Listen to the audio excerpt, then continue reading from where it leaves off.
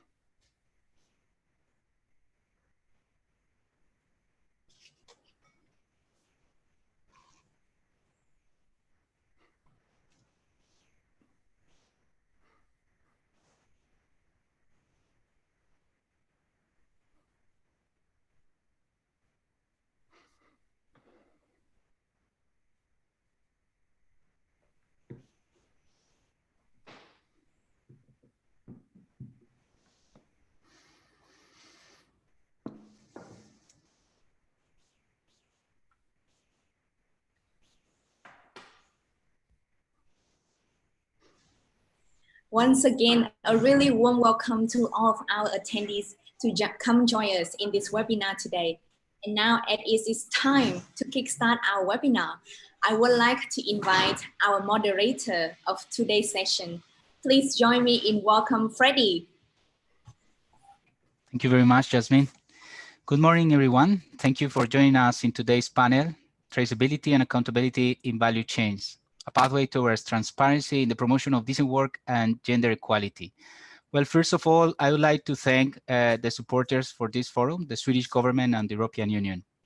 My name is Freddie Huayacán. I'm the program manager of the Responsible Supply Chains in Asia program, a partnership between the European Union, the International Labour Organization, and the Organization for Economic Cooperation and Development, the OECD.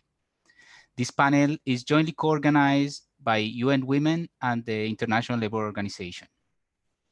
Well, before starting the conversation, we would like to know who is joining us for this session this morning. For that purpose, we would like to launch a poll right now. So it will appear in front of your screens. We'll have 30 seconds.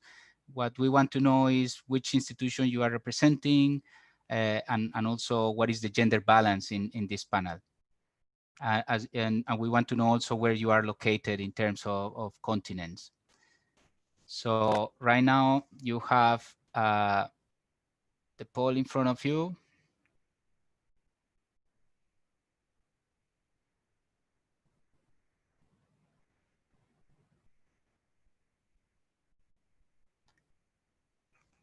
Well, more than 50% of the audience has responded to the poll at the moment. I'm very glad to see that more than half of the participants are women.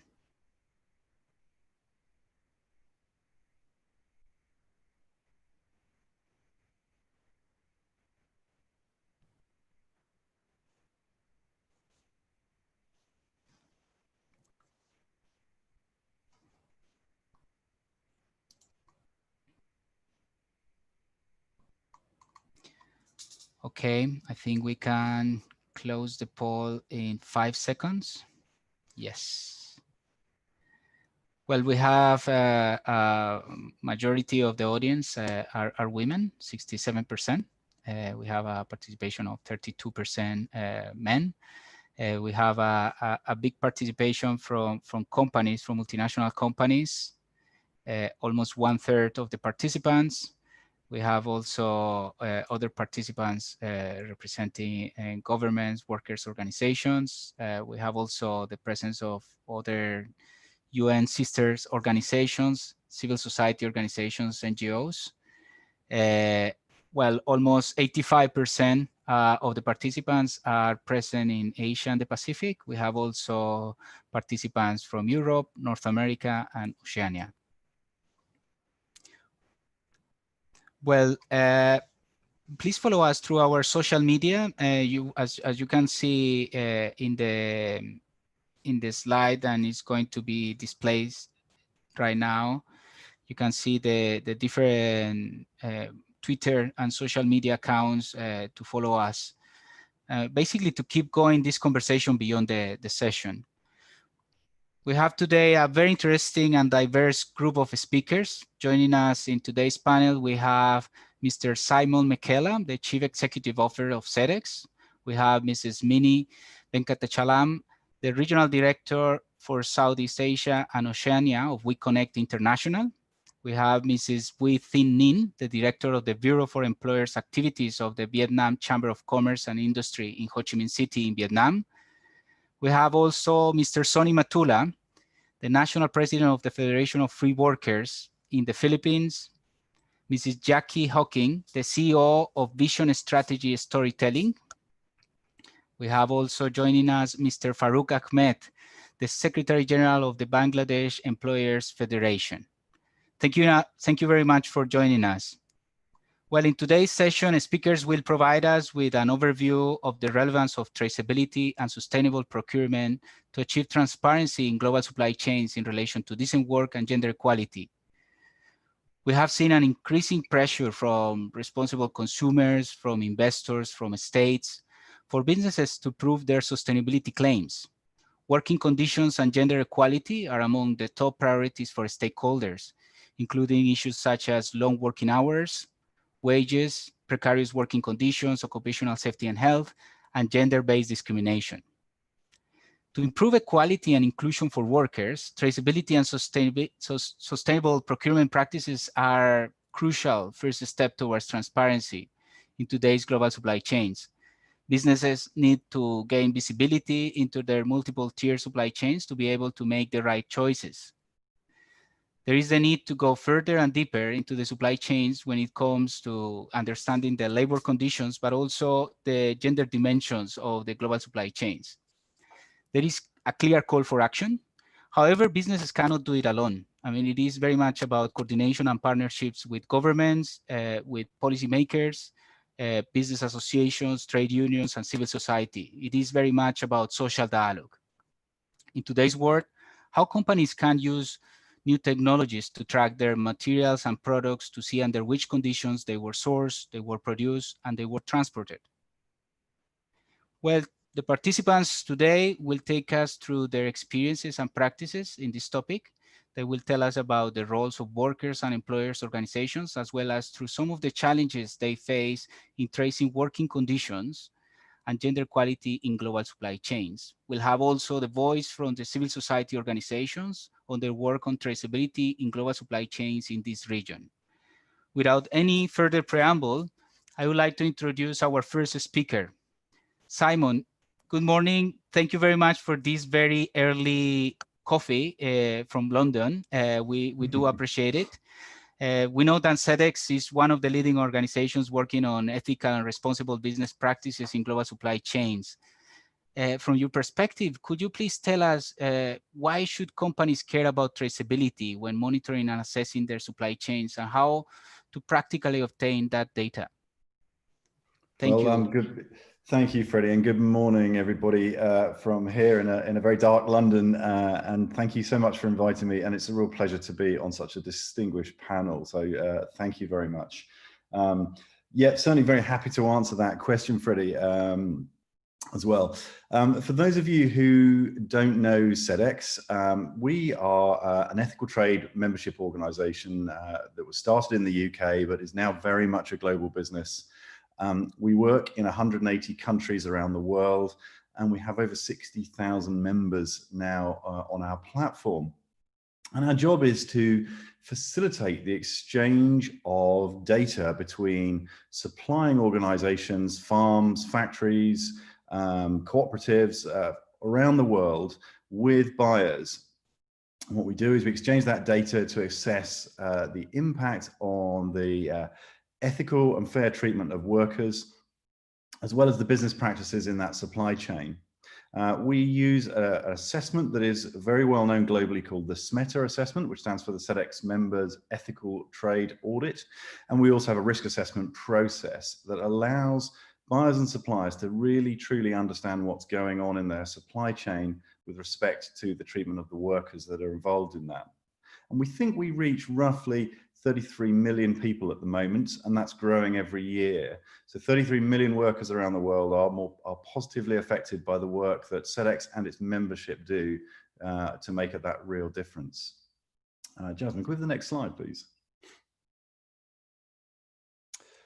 So for us, what's really, really important in this mission is starting out with that data. Without proper and true data, it's very difficult to understand that position. And the good news is that the community of buyers and suppliers are sharing a considerable amount of that. In 2019, we saw 27,810 audits on the platform. And that's organizations have gone through to full audit. There were many, many more assessments and data points that were also uploaded to the platform. What that allows us and our membership to do is to really get an understanding of what's going on in their supply chains. Now, I thought it might be useful just to put a couple of stats into this presentation. In 2019, the top 3 issues affecting workers around the world were firstly their employment benefits, so what they were being paid, how they're being remunerated, holiday treatment, and so forth. Interestingly, incidents relating to chemicals was really high in both our surveys and our data. And not surprisingly at all, issues related to fair treatment and human rights were very, very high on the agenda for both buyers and suppliers. One of the things that we make sure we do as part of our platform is we help our buyers to understand the risks, but also to help both buyers and suppliers to remediate where there are problems. What Sedex is not a pass-fail assessment. What it is a continuous improvement journey for both buyers and suppliers. So as part of that relationship, what both parties do is understand where there are issues and then work together to try and resolve those issues. We believe that makes a really significant difference in terms of both bringing suppliers onto the platform, but also allowing buyers and suppliers to have that working relationship together such that both organizations can grow. And I think as a result of that, we've been able to have a real tangible insight into what's going on and really, really show the kind of progress that's being made amongst the membership. Jasmine, can we have the next slide, please? So what's been really important for us in 2019, particularly, is the promotion of gender issues in supply chain. We recognize that actually in many cases, the treatment is not fair by gender. So in April 2019, we established a gender working group across our membership. And we used the Business for Social Responsibility, or BSR framework, to identify the data points that really showed where there was gender inequality or gender specific issues within the supply chain. And then we mapped our tools and our capabilities against that framework. What that's allowing us to do now is to really start to bring more data points through around women, particularly in our self-assessment questionnaire, which is a questionnaire that most of our members will do before an audit, which allows them to really understand how close they are to being able to get through a full Sedex audit. We've also been able to collaborate with gender organizations around the world, such as Women of the World and the World Benchmarking Alliance, to ensure that we are taking best practice and really trying to understand the issues that face us, not just generically in supply chain, but specifically around gender issues. Thank you, Jasmine. Next slide, please. I thought it would be remiss of me not just to mention, if you wouldn't mind for 30 seconds, what we're doing around COVID-19. You know, like everybody else, we know that this COVID virus has massively affected the supply chains around the world. And in particular, we are worried about the impact of COVID as supply chains start to restart. And buyers are starting to buy from suppliers. And we are concerned, of course, that in a rush to kind of get supply chain started, that fair treatment of workers is left on the sidelines. So we've produced a number of tools and capabilities for that. And firstly, we've provided significant guidance to all of our membership around how to manage the issues around COVID-19 within their supply chains. For the first time ever in 15 years, we've also introduced direct worker reporting. So it allows workers in supply chains to actually directly talk to buyers about the working conditions that they face. Our self-assessment questionnaire now includes a module around COVID-19 to ask specific questions around that.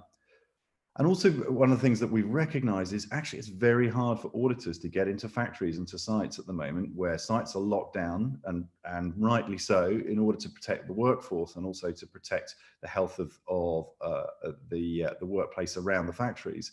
So we've launched a virtual assessment capability to work with our audit partners to allow them to actually assess factories remotely, bring in data points related to some of the kind of workforce issues, and still continue the work of the membership and community to keep supply chains moving. And that's proving to be extremely popular. Thank you, Jasmine. Next slide, please. So I just wanted to briefly say a few actions, I think, for all businesses to think about when they're thinking about assessing their supply chains, and particularly looking at worker issues and fair treatment of workers. You know, firstly is consider what data is most useful to you when you're thinking about this. Those data points are going to be different depending upon the type of business you are, the region that you're in, and the vertical segments that you operate in. It's absolutely vital to gather and record that data and use tools such as audit, such as risk assessments, and work with businesses such as Sedex to produce that, particularly where you've got expertise in understanding what those key data points are and how to use those. Obviously, it's really important to consider the conduct of any audit body that you use and the profiles of the people that are actually providing the audit. And you know, it's particularly in some areas of the world, that can be challenging to find the right people to audit the right factories. When we talk again about gender issues, you know, it's really vital that you separate that data by gender. And we know that there are issues that face women that are very different from men, particularly in supply chain jobs. And it's vital that you can pull that data pull that data together so you can provide accurate reporting results. I think education within your business is really important, particularly understanding issues that disproportionately affect women, and also specific groups of workers. And again, that's where organizations such as Sedex can really help, because we have that level of expertise to really provide some insight into that. And also, I think finally, to collaborate with partner businesses, communities, and actually increasingly with governments and legislators to support the changes from your data and actually start to make a difference. And we know at Sedex that when you start to bring this data together and you bring buyers and suppliers working collaboratively on these issues, really strong positive change happens. And we know that actually workers' lives and happiness and well-being significantly improves when you do this. So we invite everybody to think about how they manage this. Obviously, Sedex as a business and its membership is very much here to help provide advice and support. And we have a range of tools and capabilities that we can use and provide to help you on that journey for responsible sourcing. So we have a busy and strong panel, so I will close by saying thank you very much. I hope some of those points are useful, and hand back to Freddie.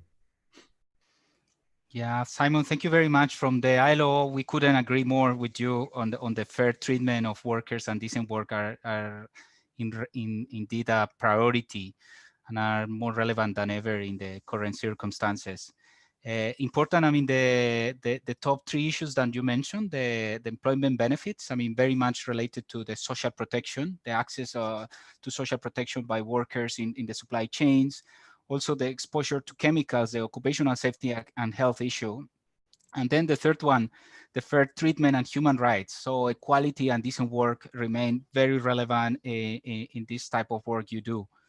You mentioned also the importance of data, and then we will come back at the end in the section of perhaps questions and answers to develop further on that point. Thank you very much, Simon. Great, my pleasure. Thank you. Sonny, good morning. Thank you very much for working for joining us today from the workers' side in the Philippines. You represent the Federation of Free Workers.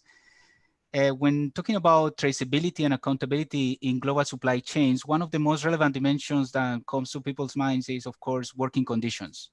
Could you tell us from your experience in the Philippines whether you think traceability can be used to support responsible labor practices and to help mainstream gender-positive policies in the global supply chains?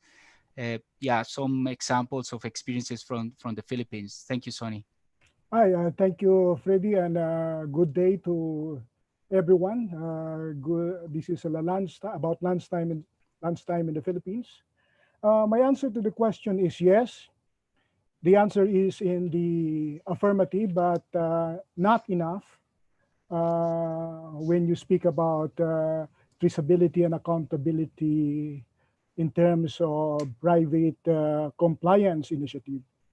I think workers need social clauses in trade agreements, as well as voice in the workplace to ensure responsible labor practices and to help mainstream gender sensitive policies. So the global value chain are under enormous pressure now, more than ever, as we are still confronting COVID-19 pandemic. Traceability or some sort of accounting in production chain, as what was shown by Simon in his ethical trade audit, is critical and of utmost importance in the global supply chains to avoid race to the bottom and improve standards, including respect for civilians and human rights. In other words, to put time to the top. Excuse me, Sonny. Sorry to interrupt you. Perhaps you could put off your video because, yeah, it seems the internet is not very strong. I mean, yeah, we do want to listen and hear what you are saying. Okay, for a minute, my video. Okay. Now, so I'm using the terms value chain and supply chain interchangeably. As you know, both terms are similar in of the ILO. These terms are also related to what is known as global production networks. And I was a part of the Philippine tripartite delegation in the 2016 conference, and the ILC report of the work proposed a definition of global supply chains, or GSCs, and it is defined in a broad manner, and if I understood it correctly, it is related to the global production networks, all the cross-border organizations of activities required to produce goods and services and bring them to consumers. The definition would include foreign direct investment by multinational enterprises in wholly owned subsidiaries or in joint venture, in which the MNE has direct responsibility for the employment relations. And it would also include the increasingly predominant model of international sourcing, the so-called contracting and subcontracting. Workers would like to see that our traceability or accountability project must ensure climb to the top and prevent a race to the bottom. Thus, we must address the tens of millions of workers in multinational corporations, global supply chains. Many of these workers, as we know, are women. These women face increased economic hardship while fending off discrimination and a rise in gender-based violence. And most of these global production networks of the value chain can be found in export processing zones. Export processing zones are considered as important economic components to boost economic promotion, attract foreign direct investment, and create employment opportunities. The Philippine Economic Zone Authority manages and operates 4 public economic zones and about 304 private operated zones, eco-zones in the Philippines. While eco-zones are recognized as a means for creating jobs, we are very much concerned about reports of escalating violations of the right of worker to form and join trade unions and bargain collectively. This grim state of labor rights at the eco-zones was highlighted with the fatal shooting of a veteran union organizers in the biggest export zone in the Philippines last June. You might remember Dennis Serquinia was shot and killed on June 2, 2019, a year ago, while in the middle of a labor right seminar and in front of workers from the Cavite Economic Zone. And last year, outrage at the killing, local and international group, including the International Trade Union Confederation, called to task the Philippine government at the International Labor Conference in the Committee of Application of Standards. The Philippines was called for violation of Convention 87 and 98 on freedom of association and collective bargaining agreement. And the Philippines has been subject of a high-level mission in the previous year, in 2009, and another examination in 2017. Last year, freedom of association in the economic zone is further threatened by the interference of the police in industrial relations. In the campaign against the communist rebels, the police created offices in the export processing zone to prevent organizing of radical unions allegedly identified with the Communist Party of the Philippines. To give you a view, my country is around 1 million factory workers employed in the economic zones and industrial states. When I say factory workers, that exclude another million employees engaged in business process outsourcing. And about majority of them are women, about 80%, given the preference for women workers in these 2 industries, in garments and semiconductor. There is a recent case I'm handling as a lawyer in an export processing zone involving thousands of women. After the Department of Labor conducted an inspection, it found out that women workers who are members of a cooperative contracted out by a Philippine affiliate of a multinational corporation involved in the production of underwear are regular employees. Upon that finding that they are regular employees, the M&E owned company terminated its contract with the cooperative, and the women workers were now unemployed. And I advised them to file a case before the National Labor Relations Commission for illegal termination. In another case in Clark Export Processing Zone in north of Manila, some workers identified with the union were threatened and laid off temporarily because they were identified as union members. Some of them were also victims of sexual harassment attempts. And I interviewed one of them, and she said that the human resource manager told her to stop being active as a union leader. He suggested in a subtle way that if she would have a one-night stand with him, she would not be included in the temporary layoff, but would be promoted and be given generous benefits. of course, other women had similar stories. That scheme is popularly known in the workplace as the lay down or layoff policy. The women opted to be temporarily laid off earlier this year rather than give in to the sexual advancement of their superior. A few days ago, they received employment termination as they were told that the company is facing financial difficulty and they need to reduce the workforce because of the COVID-19 pandemic.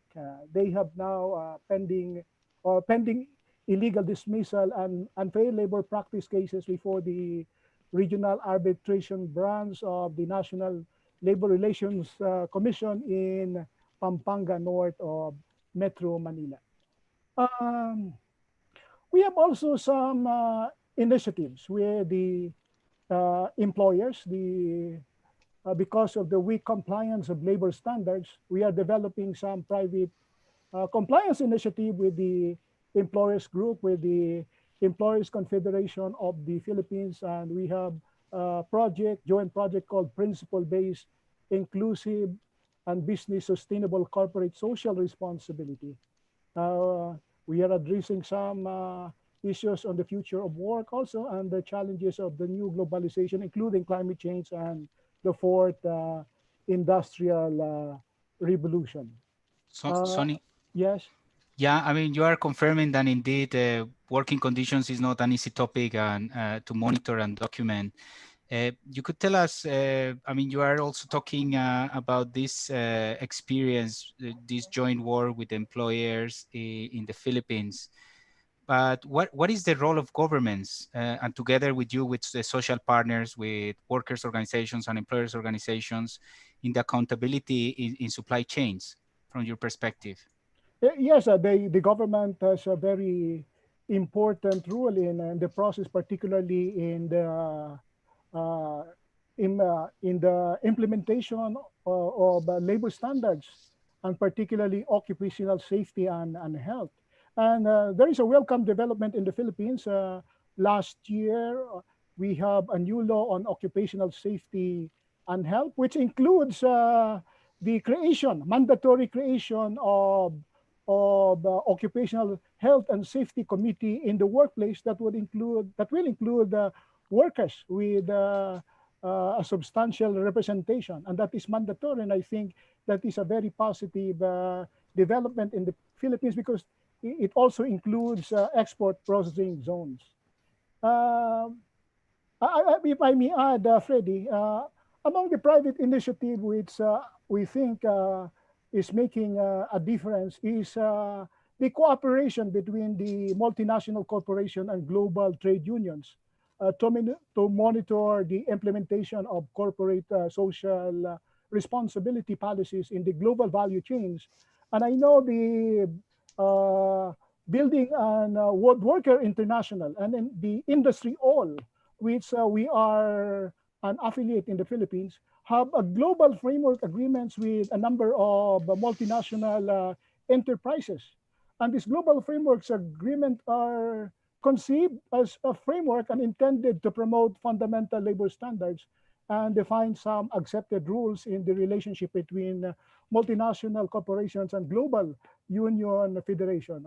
And I think ILO studies show that the inclusion of references to suppliers and contractors in the global framework agreements, which is one of the main innovation in recent years, has not yet proven to be particularly effective in improving working conditions farther down the supply chain. I think in this level, local union organizing and mobilization and adoption of some bilateral social dialogue mechanism are critical to be key factors in strengthening domestic labor standards compliance. So thank you very much, Sonny. Yes, indeed, the global framework agreements, I mean, remain relevant more than ever in the current circumstances, and we hope to see that later on. I mean, the voice also from the employers organization in the Bangladesh. Thank you for your contribution, Sonny. Thank you, Freddie. Yeah. Nin, good morning. Thank you very much for joining us to the panel. To give more visibility to the labor aspect along these global supply chains, well, a good a way to prove sustainability claims is to help companies to manage the risk is indeed, well, give visibility and keep the traceability and tracking the working conditions along the supply chains. Could you share from your perspective, what are the challenges faced by businesses when trying to put in place traceability and accountability in Vietnam? Thank you, Tracy. As you may know, that consumers today highly care not only about the quality and design of the product, but also the entire process of the product development and marketing towards the end users. Therefore, the proper delivery of traceability and accountability would enable businesses to meet the requirement of consumer and the market through supply chain. Sorry, Nin, we are hearing you quite far from the microphone. Right. Excuse me. I think Yes, what thanks. you're putting on the headphone. Yes.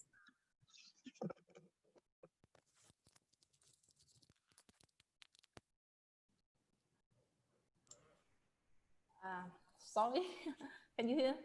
Perfect. That's good.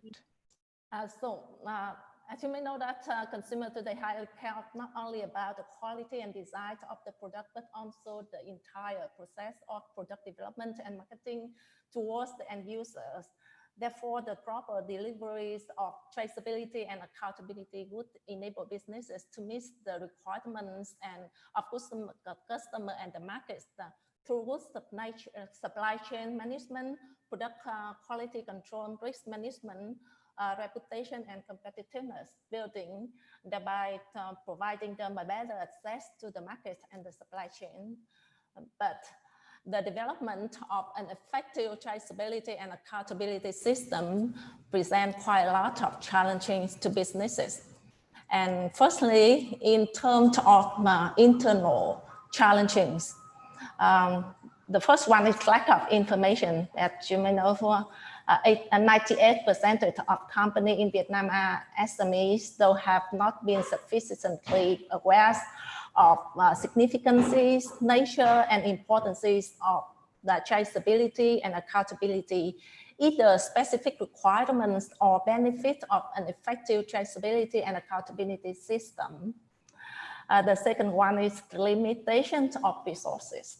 In addition to the low level of understanding of nature, significances, importances of accountability and traceability, another challenges faced by businesses is limited implementation capacity in terms of both human resources and the tool or the technologies. Businesses have difficulty in the study, development, and implementation of traceability and accountability system for specific product or product categories, and a mindset shift among stakeholders for proper application of technology in product traceability would require time and a structured training framework. It's also aligned along with the working condition and something related to that. So therefore, for many companies, traceability and accountability remains obstacle for their production activity rather than a driver for sustainable development.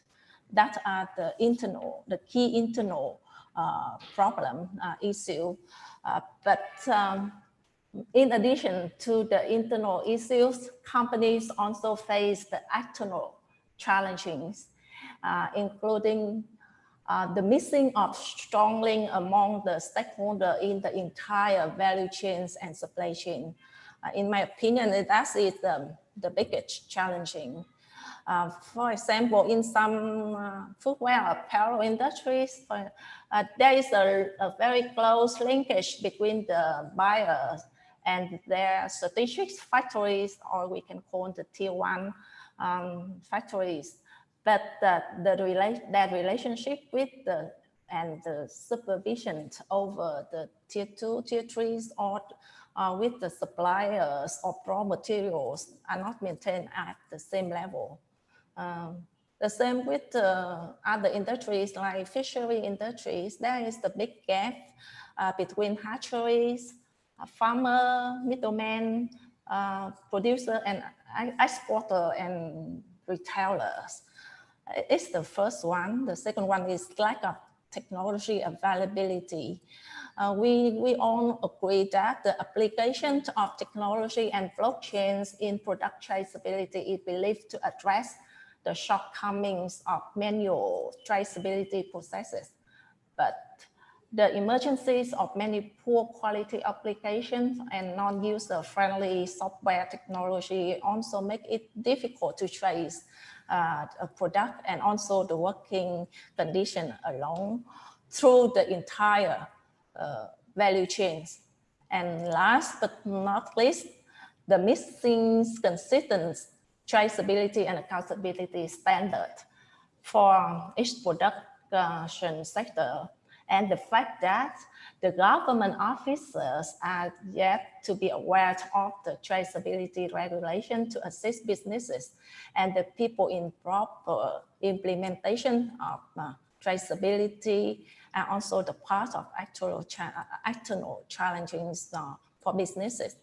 And especially for the exporter, the requirements for traceability and accountability vary depending on the market. EU have their own regulation. US also have their own standard, and so that is presenting a huge challenge when building a system and enforcing product traceability. Those are the key challenges that businesses are facing.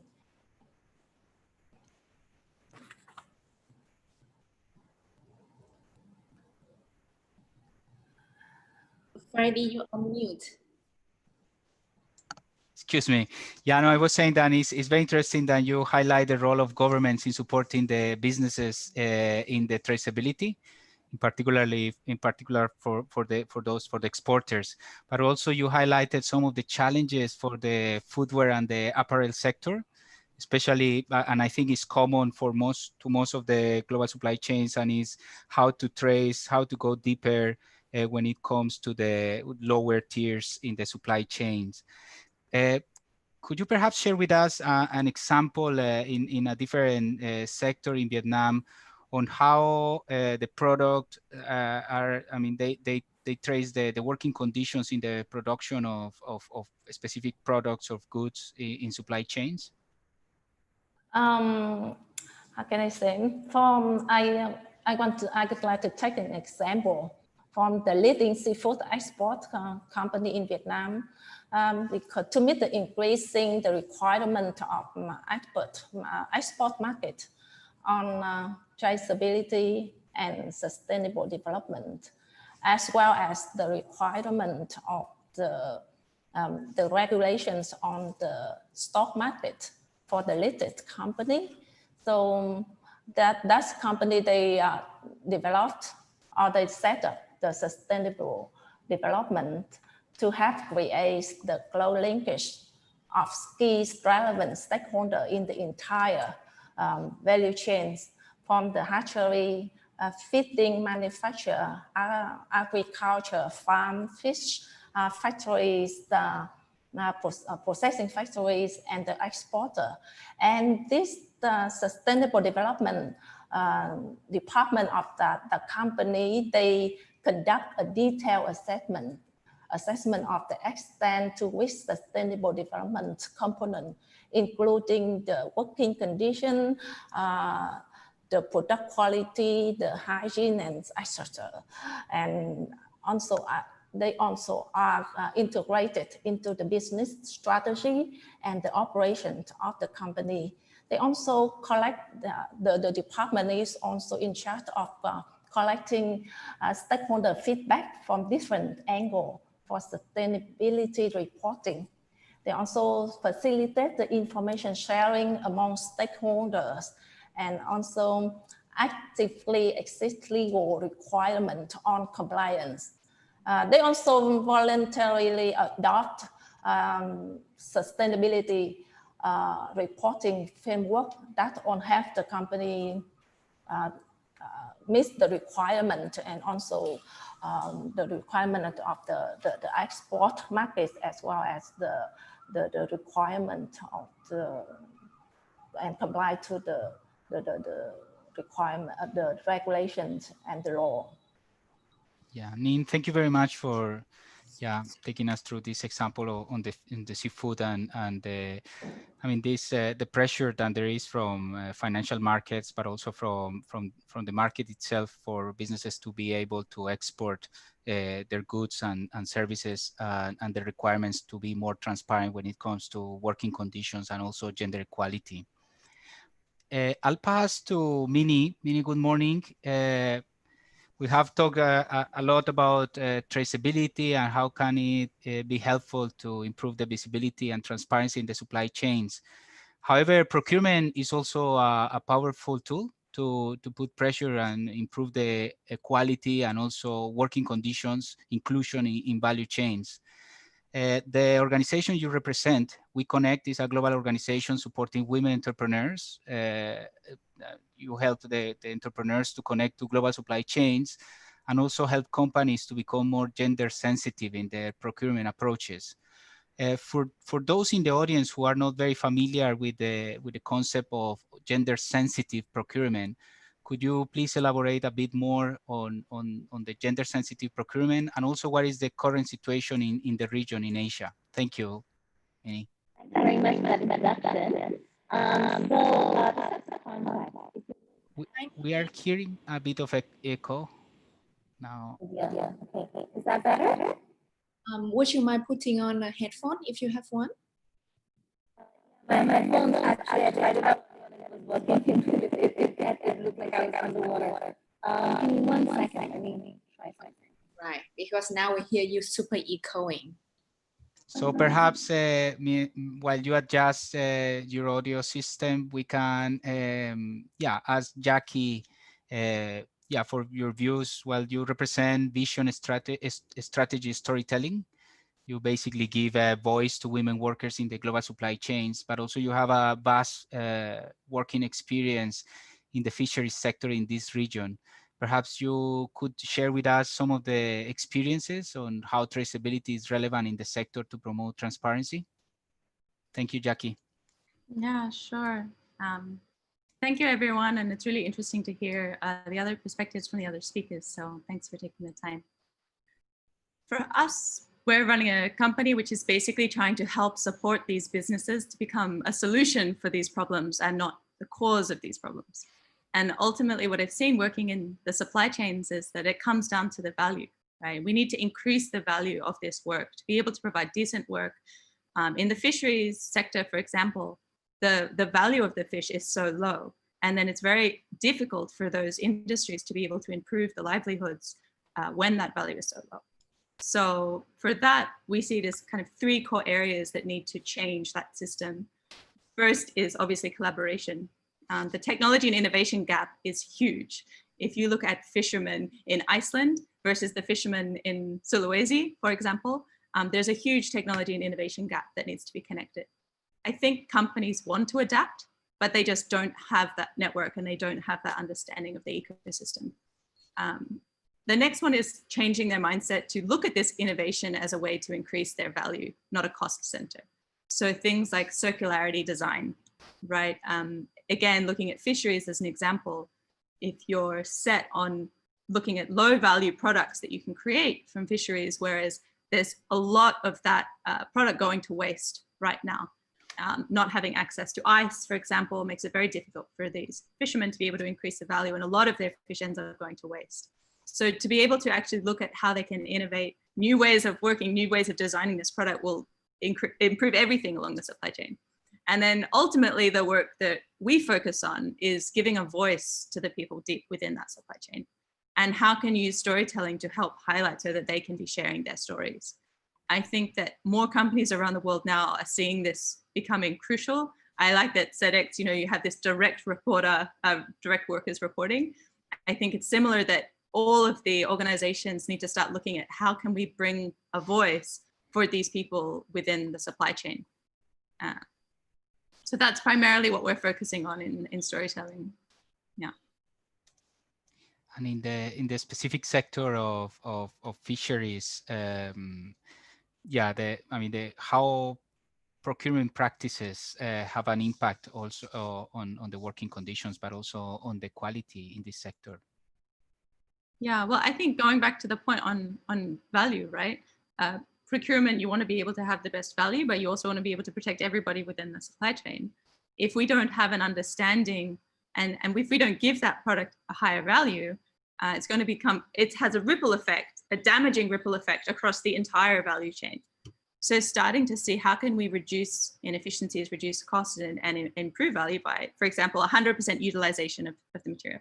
You know, a product like tuna, and this is starting to happen overseas in places like I mentioned, Iceland, where they're starting to look at zero waste economies and how they can procure these supply chains in a more sustainable and more higher value way. I think we need to be able to start applying some of that technology and innovation and ideology into Asia as well.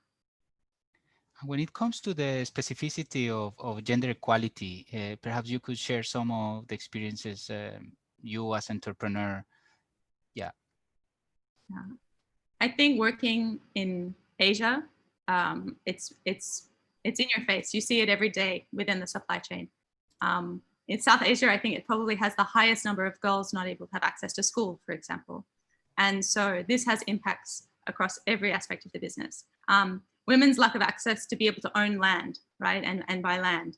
Again, it creates these ripple effects across the entire value chain. So for myself, being an entrepreneur and being a woman, I think organizations like We Connect, and I hope Minnie is able to fix her microphone afterwards, because I think this is what's needed in the industry, where there are facilitating bodies such as We Connect that enables female entrepreneurs to have a presence to connect them into the procurement of multinational organizations. So for example, for our organization, through being able to connect to them, we would have access to multinationals that we otherwise would not have had access to. And I think this can be applied for a lot of, for example, smallholder farmers and other areas where women right now don't have that access. In Bangladesh, for example, mobility is a huge problem for women. So disproportionately, women are not able to travel, for example, to sell their product to the different suppliers. They're not able to have that kind of mobility. So creating digital platforms and online communities where we can actually provide a bridge to connect these female entrepreneurs and women business owners, or even women smallholder farmers directly to the supply chain, I think will be really exciting to be able to solve some of these challenges that they face. Yeah, thank you very much, Jackie. I think it's very interesting the insights you provide on the importance of technology and information, as well as how to change mindsets. I think it very much is about changing the mindsets and to see this as a added value and not as a cost. So let's try now to come back to Minnie. Does this work better? Perfect. It sounds. Thank you. Yeah. Yes. Awesome. Thank you. So thank you, Jackie, for already giving us a little bit of an intro there. So to set the context, as you asked earlier, you know, women make up like 39% of the businesses are run by women. If you look at businesses that have at least one female founder, they do 62% better than other enterprises. Women reinvest 90% of whatever they earn into building their families and communities, and the majority of consumer purchasing decisions are made by women. And yet, if you look at global supply chains today, less than 1% of global procurement goes to women-owned businesses. And that's fairly ridiculous in 2020 when we have progressed in so many other ways, right? So as you said, I work for We Connect International, which is the only global nonprofit network that works with multinational corporations and multinational organizations to generate market access opportunities for women business owners in over 120 countries, specifically through addressing exactly this, and supplier diversity, or gender responsive procurement, as you call it. So what we do is that we identify, educate, and register women business enterprises from around the world, like Jackie, and we work to then connect them to qualified buyers from our amazing network of national corporations and multilateral organizations who have committed to buying more from women-owned businesses to address the current gap. So the way that we look at it, this is not charity, this is not CSR, this is just very good business, because there are very strong benefits from sourcing from women-owned businesses. So you can access new suppliers and innovative solutions, and even cost savings through increased competition.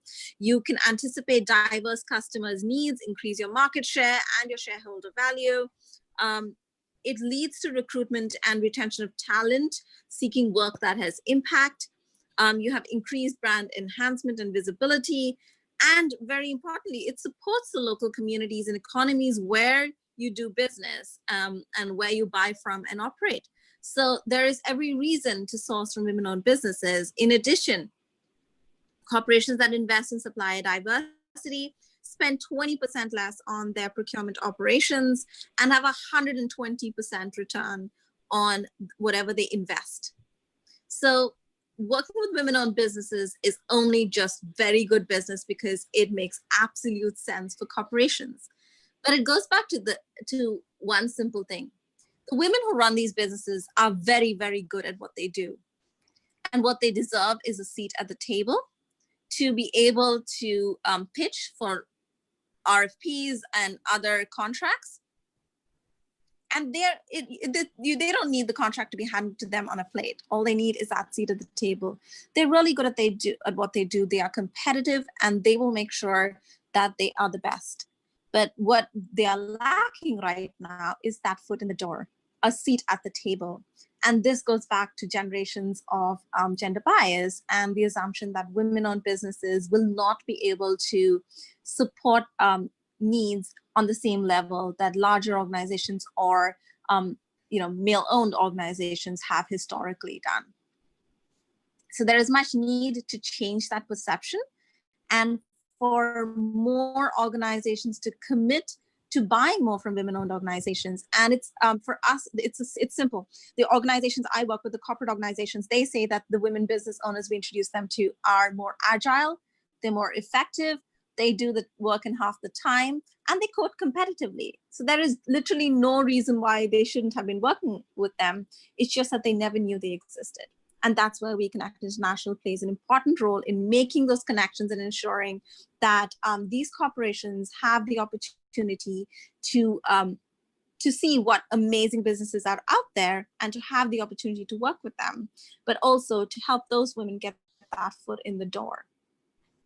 But in addition to obviously our amazing corporations giving us the opportunity to work with them on RFP. So when an RFP comes out, they can go into our network, find the right women-owned businesses, reach out to them, but also work with us as a team to ensure that they have diverse suppliers applying for upcoming RFPs.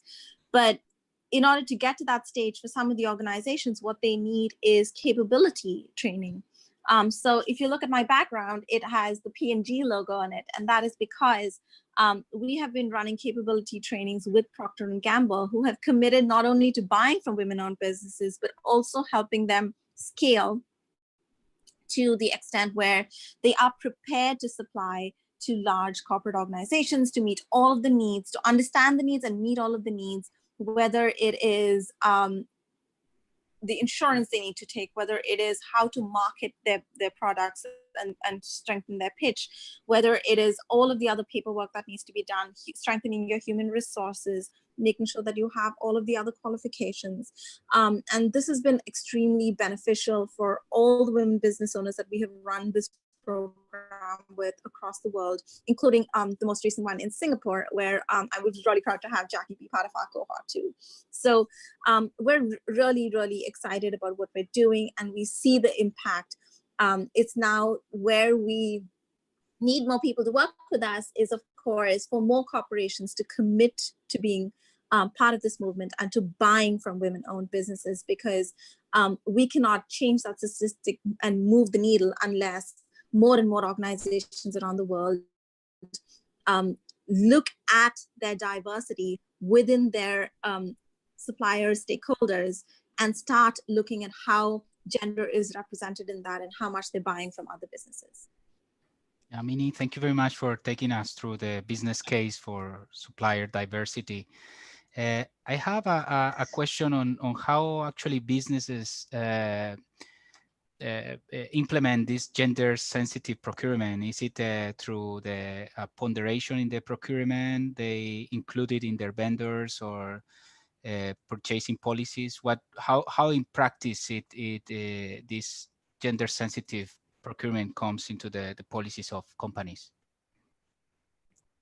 So how we work with organizations to do this is through basically, we will go with them to audit their current supply chain to understand how much they're already buying from women-owned businesses, to then also look at what their key industries that they're sourcing from, because we are sector agnostic. We work with women-owned businesses and corporations from all industries, and they source from all industries. So understanding what their top sectors are, and then working with them to identify the right women-owned businesses, whether within our network or through our partner networks, who would be qualified to work with them.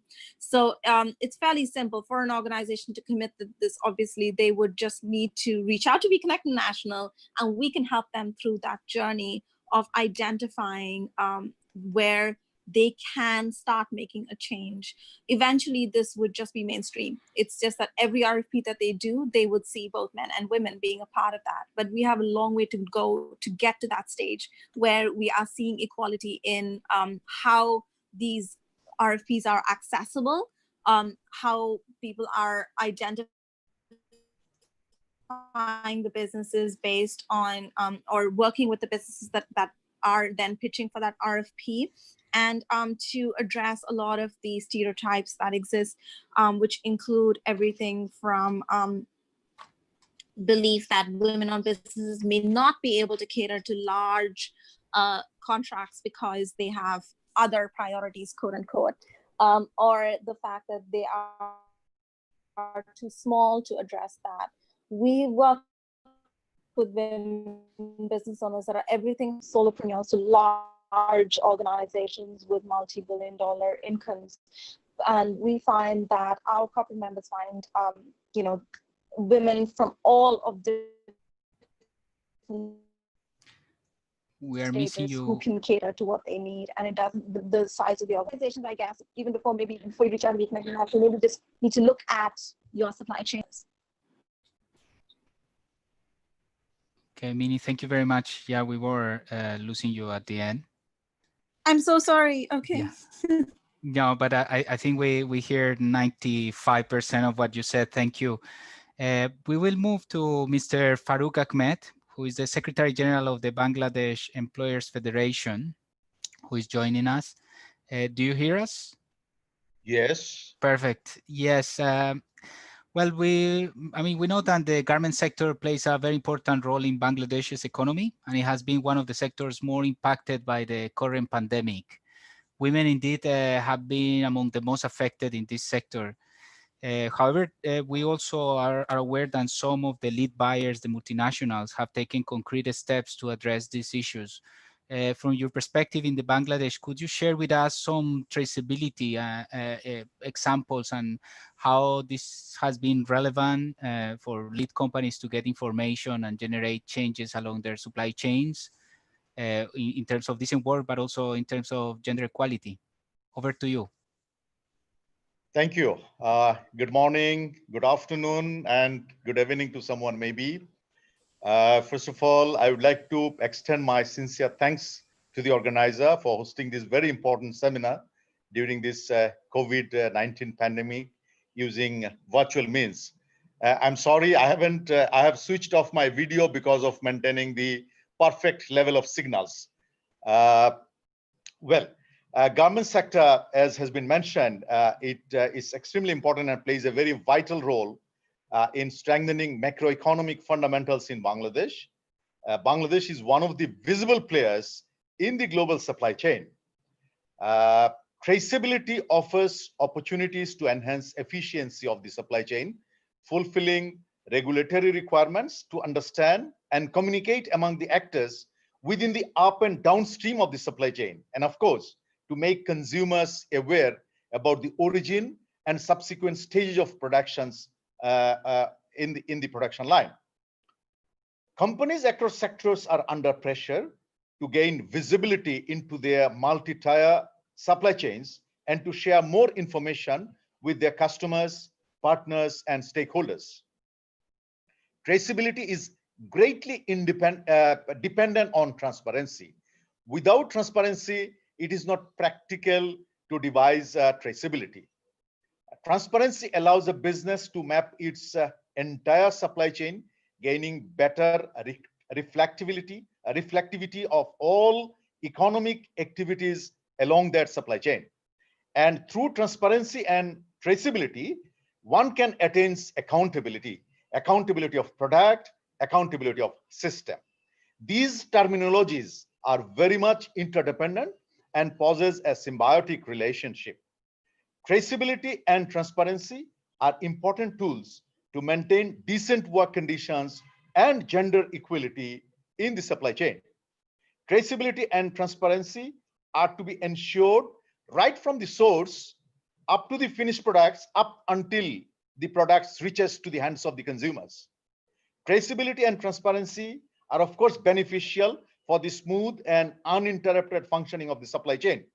It lessens the gap amongst the stakeholders and helps to understand each other's strengths and weaknesses, thereby creating a new synergy in maintaining sustainability of the supply chain.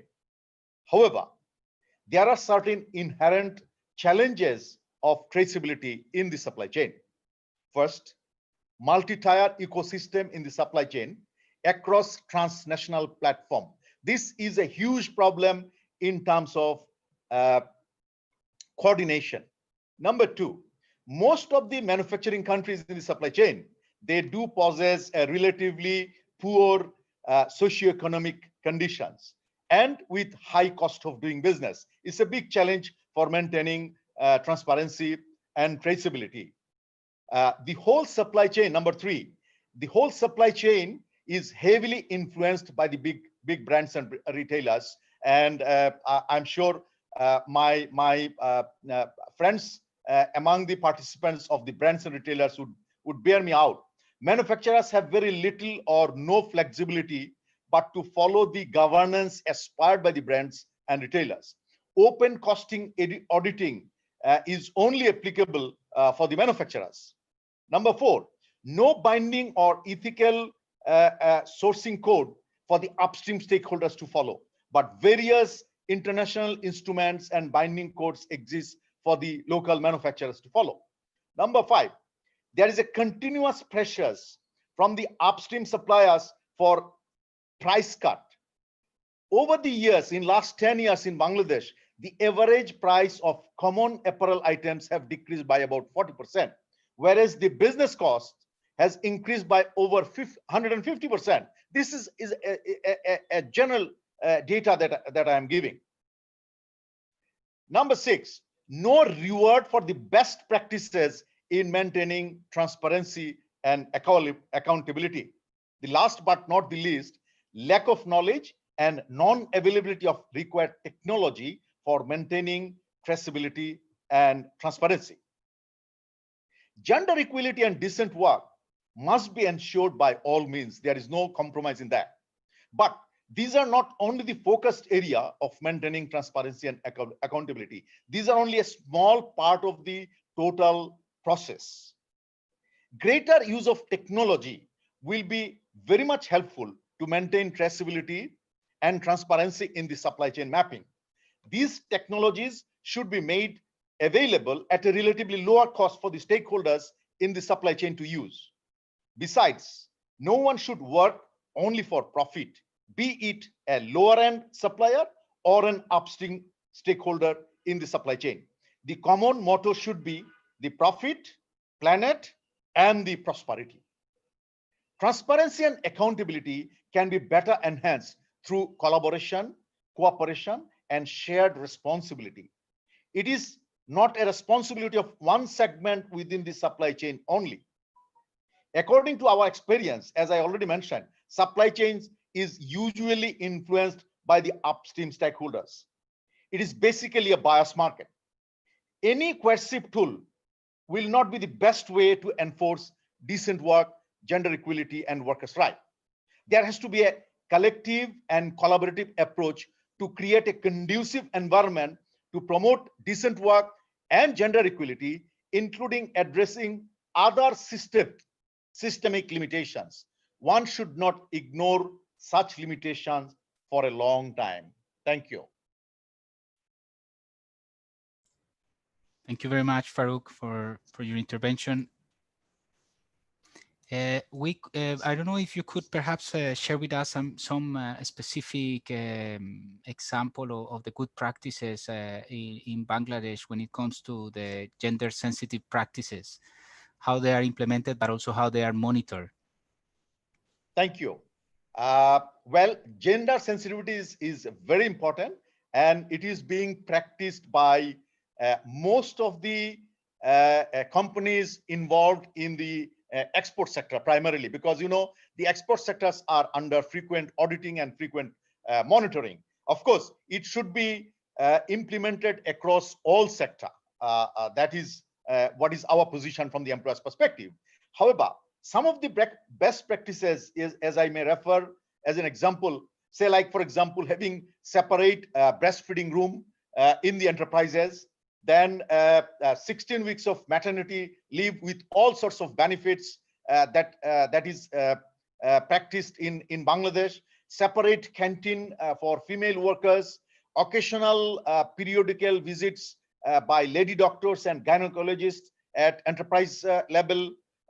Even at times recently that we have noticed supplying sanitary pads to the female workers at enterprises by some of the pharmaceutical manufacturing companies, then providing nutritional food for female workers, particularly female pregnant workers. So these are the practices that employers are trying to outreach to their female workers. And I think with the passage of time and with the enhancement of more of cooperation and collaboration, these practices will further increase. That's what I personally believe. Thank you. Thank you very much, Farouk. We are receiving quite a number of questions from the audience, but we have also a time constraint. So we have selected some of them. As I mentioned in the beginning, the idea will be to keep going this conversation beyond this session, and we will be very keen to have you in this conversation in our social media than was introduced in the beginning of the session. Well, there is a question for Sedex, Simon. How effective Sedex audit reports in mapping forced and child labor? And if you could share a couple of examples. Sure, thank you, and thanks for the question. This is often a complex issue, and it's very much definitely is not black and white in terms of the what is right and what is wrong on this. What I will say is that our platform, we've captured over 11,000 specific issues across the various audits that we had in 2019. We recognize that some of those the kind of child labor issues specifically sometimes can be very hard to catch. What I do know is that for our buyer community, this is a really critical and important issue for them. And they regularly work with the supplier community to really ensure where those issues are found that they can start to address those. And if it's okay, Freddie, I'm just going to answer a question that came up at the top actually as well while I was speaking, which was, can we make those issues transparent and open to everybody? And I think one of the challenges that I think it's worth mentioning in this industry is if you make everything transparent and open, whilst that can be extremely helpful, particularly around issues such as child labor, what it sometimes forces is it forces businesses to hide those issues. And so what we find we have to do as Sedex is play a very delicate balancing game between buyers and suppliers, such that suppliers are transparent with their buyers about the issues and aren't immediately punished for those. Because as I say, if you immediately punish somebody for issues, then actually what happens is it pushes those issues underground. And so what we encourage our buyers and suppliers to do is to work collaboratively together to address the issues. And obviously, the buyers can use commercial means to encourage suppliers into better behaviors. And that's certainly what we see with issues such as forced labor and child labor, is actually is identifying those in a way that they can share those openly and honestly without fear of retribution, and working to improve that picture. So I hope that's a helpful answer to those two questions, actually. Yeah, thank you very much, Simon. We have another question for Vietnam, for Ninh. Yeah, we would like to also start mentioning that indeed this past Monday, the free trade agreement between the European Union and Vietnam was ratified. As Sonny mentioned in his intervention, some of the new generation of the free trade agreements, I mean, most of them include the sustainability clauses, and they referred to the international labor standards, to the importance to comply with the conventions, the core conventions of the International Labour Organization, as well as with gender equality. So in the specific context of Vietnam, Ninh, could you please share with us some examples in which some of the members of the Vietnam Chamber of Commerce and Industry have traced the working conditions in the productions of their goods, and also specifically from the perspective of gender, how that has been captured in that traceability?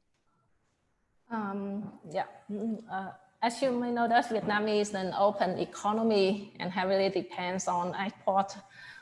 With the export turnover in 2019 is about 260 billion US dollar. That contribute a significant lead into the GDP growth of the countries.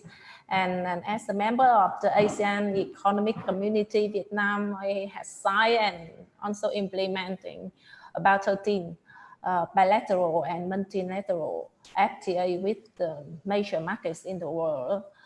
And yes, like you know, that the ratification by the National Assembly of Vietnam for the Vietnam-EU FTA on the 8th of June, it's been in Monday this week, had opened the door for Vietnamese enterprise to penetrate the large European markets of about 28 member countries. And for Vietnamese business to say the opportunity of FTA as well to affirm their position in the domestic market by building a robust compliance management system, and promoting sustainable development is a must.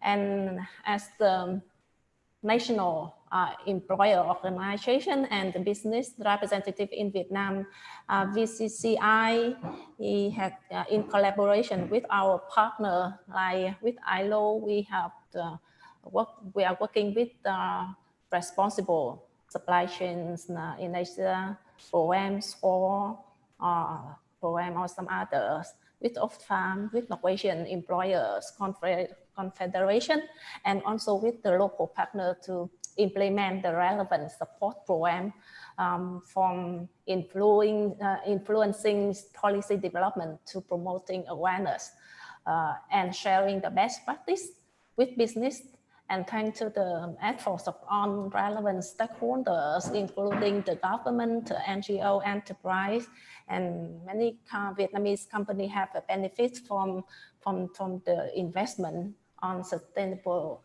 development. And the practice, and like I shared with you the example before on the leading export company, seafood export company, we can say that the building a good traceability and accountability system have bring a lot of benefits for company. And to make it there some good practice that companies should be more proactive and should have a long-term vision on building up comprehensive traceability and accountability system, stakeholders mapping should be conducted comprehensively so as to allow each stakeholder at every tier of the whole supply chains to be recognized properly, and a good information sharing mechanism should be built to improve the linkage and trust amongst all stakeholders. And public-private partnership in this context plays a very important role in making businesses and industries develop sustainable through a good traceability and accountability system. Regarding to the gender equalities, Vietnam have the specific chapter in the labor law, and we also have the law, the specific law on gender equity. And the company, they not only comply on the law, but they also have many good policy to support and to promote the gender equality at the company. For example, they encourage the women to take the management position at the enterprise, or they have have many incentive and also the good policy to support the women in terms of the building up the capacity, as well as getting the promotion in their workplace. So that have and there are so many companies they also create the kind of work-life balance for women. Yeah, so that's so as to allow them to have more time working, more time spending with their children and the family. Yeah, and the women unions in Vietnam, they also played a very active role to support the women as the workplace. Thank you very much, Nin. Also for confirming once again that, I mean, the relevance of the public-private partnerships, as well as the coordination among different stakeholders to achieve more transparency and visibility of these issues along global supply chains. We have a question for Minnie. Unfortunately, we don't have much time, but yeah, I would like to give you the floor for this question is, how can we help those women businesses that have issues with digital access and where English is not their operational language? I mean, how we can, what is the help that you give to those businesses, small and micro businesses, to integrate in the supply chains and also to give visibility to their working conditions and also the issues related to gender equality? Over to you, Minnie. Absolutely. So we work with our women business owners and our partner networks across the world to ensure that they can access our work irrespective of, firstly, language barriers, right? Because that is a concern given that we work in many, many markets outside of the United States. And we're in fact updating our existing system starting August to include even more languages that people can engage with us on in the work that we do. But definitely one of the big challenges is a lack or unstable digital access, because a lot of what we do does depend on that. So we're working with organizations like the World Bank, IFC, the United Nations, and other ground-up partner networks to bring the work that we do to more women business owners, like you said, the micro enterprises and others who might be more in areas where they do not have stable digital access. And while there is definitely some way to go in increasing this coverage, especially because there are many communities where women are most impacted. We are working on it, and so some of the South Asian countries is an example of where we have had some success in that. Yeah, thank you very much, Minnie. we have a few minutes left. I would like to finalize with this question to Farouk, an interesting question we received. And is what can be done to ensure that buyers maintain their own side on ethical conduct and put pressure on themselves to not engage in the predatory price cutting practices on manufacturers. You already mentioned, but it was also mentioned by Sony in the Philippines, and indeed there is a lot of joint work between workers and employers in different countries in the context of the global framework agreements, as well as in the context at the national level of the tripartite commissions. So perhaps could you tell us briefly, we have 3 minutes, on how buyers and multinationals can maintain their side on the ethical conduct to continue promoting decent work and also gender equality. Over to you, Farouk. Thank you, Freddie. First of all, it's a very daunting task. I have already given some indication in my deliberation that though there are many tools and frameworks exist, but then until unless we have a close collaboration, close cooperation, a better understanding amongst us, until unless we change our motto that we don't only look for profit, we also look for planet prosperity, and it should be a shared responsibility amongst all the stakeholders within the supply chain, then these issues can be relatively easily addressed. Until unless we really come to an understanding, come to a consensus on our journey forward, these issues really cannot be addressed from focusing one or two particular issues, or by introducing some sort of framework. Thank you. Thank you very much, Farouk. And yeah, let me thank all the speakers for sharing your experience on the relevance of traceability and procurement practices to promote transparency in the global supply chains. As we saw, this is indeed a complex and a wide topic. I mean, in global supply chains with different tiers present in different countries, different contexts in terms of institutions, cultures, and also a wide number of stakeholders. I think many of you reiterate the importance of working among different partners, the coordination, partnerships, the public-private partnerships to promote decent work, but also gender equality. I think this is one of the key messages, but in general, the transparency and visibility of this type of issues as a competitive factor for companies to access new markets, but also to make businesses in a world that is changing. Well, thanks to all of you, also to the audience. And as said, we hope to keep this conversation going through our social media. Thank you. Thank you. Thank you, everyone. Thank you.